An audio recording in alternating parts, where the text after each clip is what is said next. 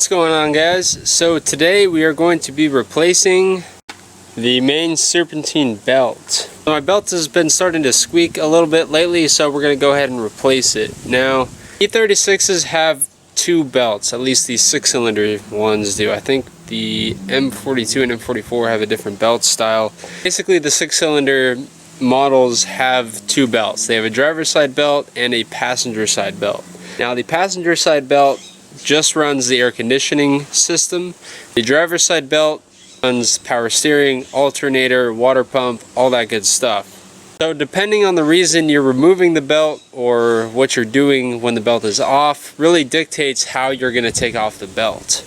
But if you're taking off the belt to replace a tensioner, an idler pulley, or an alternator, you don't necessarily have to take the belt all the way off. You can just pull it off and let it hang to the side and do your maintenance and then just rerun the belt when you're finished. Versus if you're actually replacing the belt itself, you will have to take it completely off. And so I'm going to be going over the couple of different styles you can actually do to get the belts off or out of the way depending on what job you're doing.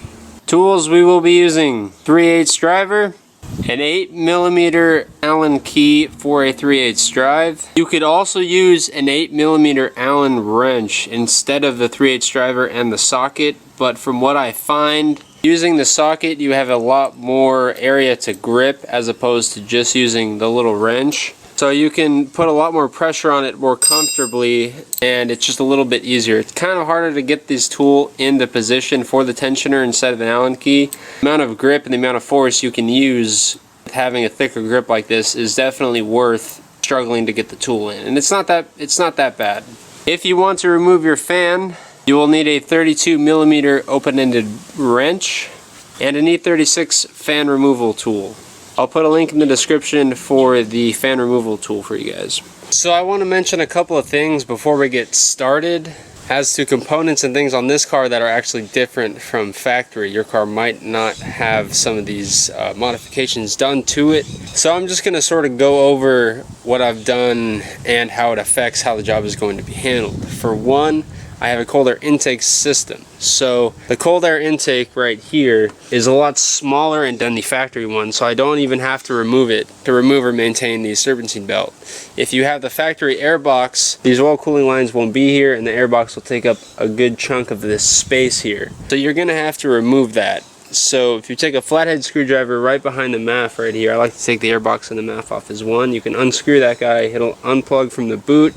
And there are two 10mm bolts, one here and one here, that hold the factory airbox on. So remove those guys, unscrew that, pull the box off, good to go. Another thing to mention is on factory cars there is a cooling duct for the alternator right here. So it'll run from this guy all the way up to the shroud here. And that's another one of these where you just hit it with a flathead. It'll be right at the base of the alternator there, and you can unplug that. He just pops off right here, and then he will come right out. The last thing I want to cover is kind of in the dark there, but I have an electric fan conversion on this car. I do not have the factory water pump driven clutch fan. If you're going to move the belt out of the way to maintain some items, you don't necessarily have to remove that. You can get around taking that off. So I won't have to be dealing with that, but I will still show you guys how to remove that in case you do need to remove the serpentine belt.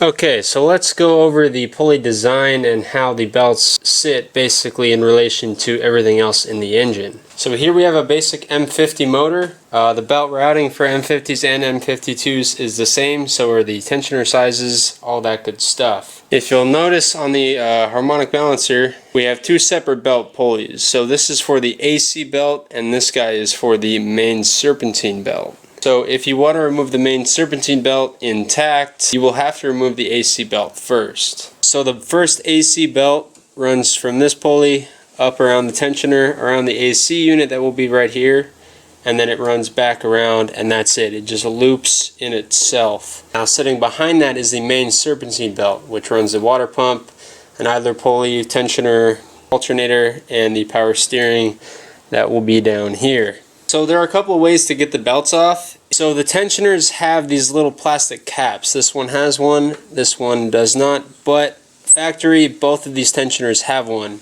All you do is take a little screwdriver, pop the plastic cap off, and the tensioner is revealed. They are 8mm Allen keys, a little hex key, and I recommend getting one with a 3/8 drive because it's a lot easier to turn a wrench on these guys than it is to turn just an Allen key by themselves. And we're going to put it in and turn it. That will compress the tensioner. Like that. And so that's basically all you're going to have to do. So that's all you really need to do to loosen the tensioner to get the belt on or off. If you're going to be reusing one of the belts, then just loosen the tensioner, pop the belt off. Just keep in mind, to get the main belt off, you will have to remove the AC belt. If you're going to just take the belt off of the tensioners and service it, you don't have to remove the fan or go around the fan or take the AC belt off. So there are several ways you can go about getting the belt off with the fan still in place. You could cut it off, which would loosen the tensioner and the belt would just slide out. I've heard of guys actually loosening the belt, pulling it off, and then maneuvering it around the fan, which I'm not actually sure if that'll work. I've never tried that myself. I've always removed the fan, and I remove it and just let it hang out in the fan shroud. You don't have to pull it out of the engine bay. You can just set it in and set it on the fan shroud, between the fan shroud and the radiator, and I can just sort of hang out there and you'll have enough room to get the belt on or off as you need to. So in a nutshell, that's how the factory fan sits. And here we basically have a side view. So you have the fan itself, the fan clutch, and then the water pump.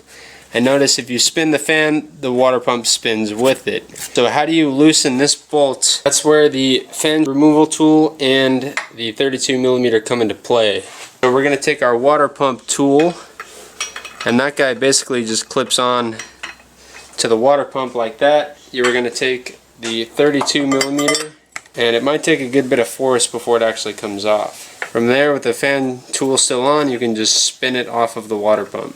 The fan has a 32mm nut basically that holds the clutch on, and it screws onto this guy, and it is reverse threaded. So the water pump will spin if you try to just remove the fan, so you have to hold the water pump in place. Now the factory tool is designed to go around two of the water pump bolts like that, and so you can hold the water pump in place while you unscrew the 32 with the wrench there. I find it's kind of a pain in the butt to get it lined up on both of these properly while it's in the way, because you have the fan in the way, a fan shroud, all that good stuff. So a technique that I use is I'll put one on it and then sort of hold the other one against the other nut. So it's not necessarily in the hole, it's a lot easier to get it on one and then pivot it up like that to hold it in place. And then from there you spin the fan off and it can just hang out in the fan shroud. So I find it's easiest to remove the passenger side belt, the AC belt, off from underneath the front corner of the car.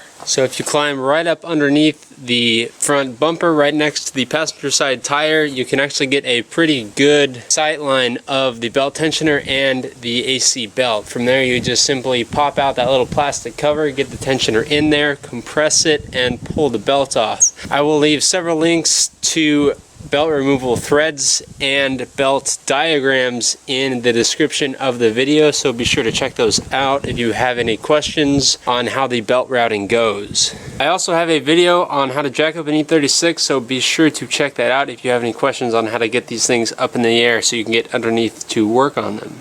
Okay, so now that we have our main serpentine belt off, I'm going to go in with the 8mm belt tensioner tool. I'm going to push it down, compress the belt, and I'm going to slide the belt off of the alternator. Okay, so now the serpentine belt is off of the alternator pulley. I can basically just feed it out and it will pop right out. And as you can tell, the belt was starting to crack a little bit, and I had the main idler pulley fail. The bearing popped out and it was running just on metal. So the belt is really worn on the face, which was probably causing some squeaking, and not a lot of good things can come of that.